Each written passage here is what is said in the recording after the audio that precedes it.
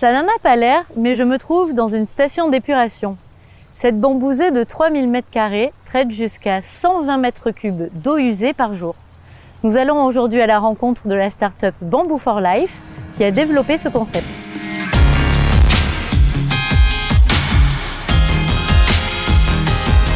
On a 4 fonctionnalités dans le bambou assainissement. La première, traitement des eaux usées. La seconde, c'est séquestration du carbone. Troisième, production de biomasse. Et la quatrième, rafraîchissement bioclimatique en milieu ouvert. Comme dans une station classique, l'eau passe par une étape de pré-traitement. Elle est ensuite épandue sur le sol, où elle pénètre dans le système racinaire. L'intérêt du bambou, en fait, c'est qu'il a des canaux aérifères et il va faire des échanges gazeux très forts entre la partie aérienne et la partie souterraine. Et donc, dans les systèmes racinaires, qu'on appelle les rhizomes, il y a des radicelles dans lesquels se développent des mycorhizes, des petits champignons, qui vont être l'habitat idéal à la multiplication des bactéries. Une fois que la bactérie a fait son travail de dégradation moléculaire, les éléments minéraux, azote, phosphore, potassium, vont être prélevés par la plante parce que c'est les éléments minéraux qui sont les nutriments classiques des plantes.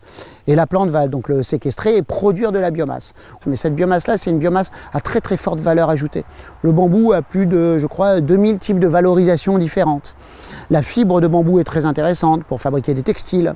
On peut fabriquer du charbon actif. On arrive à faire des matériaux compressés, notamment en parquet ou en différents panneaux de bois. Toutes les stations d'épuration rejettent dans le milieu naturel. Avec le bambou assainissement, on est capable de faire des stations d'épuration avec un tuyau d'entrée, mais pas de tuyau de sortie. Autre qualité du bambou, il séquestre jusqu'à 60 tonnes de CO2 par an et par hectare et constitue un îlot de fraîcheur. En milieu tempéré, on est capable de réduire les températures de -3 à -8 degrés par rapport à une température qui va être mesurée à 1 km de la bambousée. En milieu très chaud, on est capable de réduire les températures entre -10 et -20 degrés.